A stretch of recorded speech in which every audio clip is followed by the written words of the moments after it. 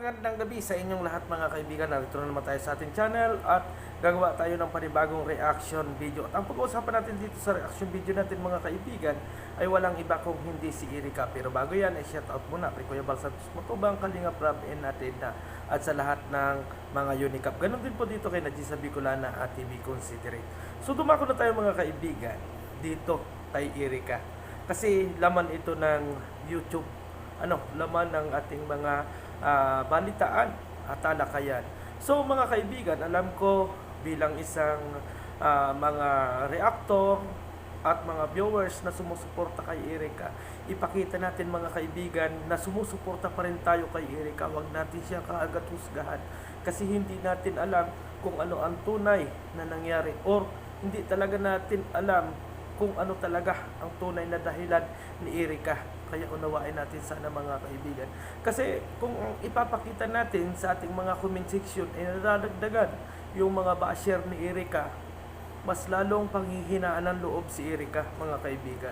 Kaya ang wish ko sa atin mga kaibigan, habang hindi pa lumalabas si Erica at hindi natin nalalaman kung ano ba talaga yung dahilan ng kanyang pag-alis sa Kalingap, iipakita natin ang ating suporta sa kanya at wag natin dagdagan na magkaroon pa ng basher. Ibig sabihin ko mga kaibigan, labanan natin yung mga basher na natutuwa at ibinabas talaga itong si Erica. Ipakita natin sa kanya na talagang nandito tayo na nagmamahal sa kanya.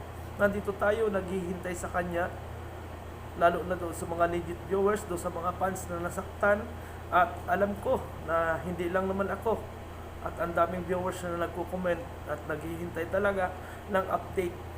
At ang request nga nila mga kaibigan ay sana magpaalam ng maayos itong si Erica.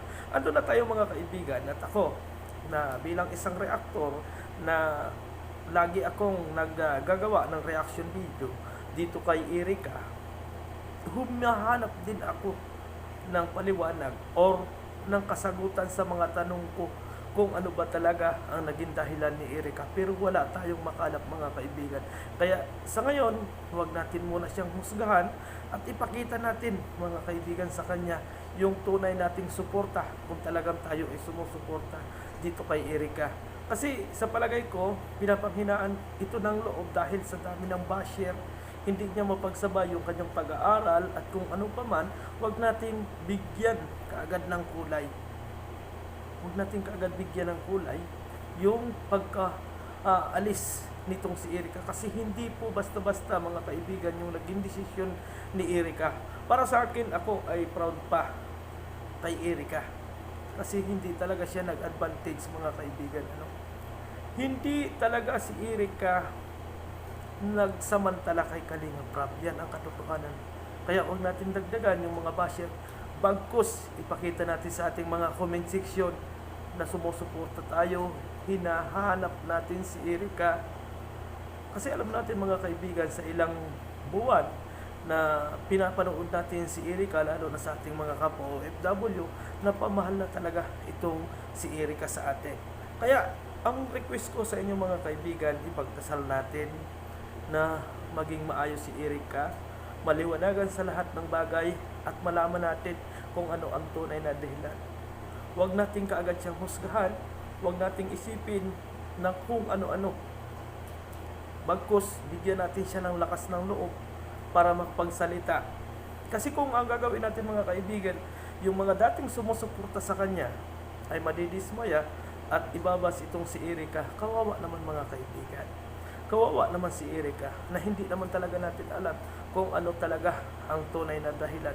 Kasi napapansin ko naman dito kay Erica mga kaibigan, sa bawat ginagawang vlog ni Kalinga Prab at nakikita natin na itong si Erica naman ay hindi ganong tao. Napakabait na bata. Kaya hintayin natin at bigyan natin ng lakas ng loob itong si Erica bago natin siya husgahan kung tayo ay husga. At kung talagang tayo ay nagmamahal at sumusuporta kay Erica, ipakita natin. Hindi lang sa salita, kung hindi sa gawa. Suportahan natin. Alam ko mga kaibigan, sa premiere ni Kalinga Prab, kahit ako ay naghihintay na lumabas si Erica, pero Wala talaga mga kaibigan. Hindi talaga siya lumabas. Kaya nga, sumagi sa aking isipan, may malalim na dahilan itong si Erica kung bakit nagdesisyon siya sa ganitong bagay. Kasi alam natin mga kaibigan, kahit sino pa, kahit ako mga kaibigan, yung mga dumadating na grasya, yung mga dumadating na biyaya sa aking family at sa akin, as in napakahirap magdesisyon. Kasi alam natin mga kaibigan na ang ganda ng offer at talagang kita natin na marami na ang nagmamahal dito kay Erica. Kaya mga kaibigan, suportahan nyo ako. Labanan natin or i-ignore natin yung mga basher.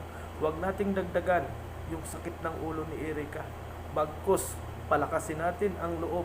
Ibig sabihin ko mga kaibigan, suportahan natin si Erica at ipagdasal na sana isang araw ay makita natin sa vlog ni Kalingap Rab na ipinaliwanag niya yung kanyang side bago tayo gumawa ng mga conclusion. Sana po maunawaan natin itong lahat, lalong-lalo na dito sa ating ginagawang reaction video.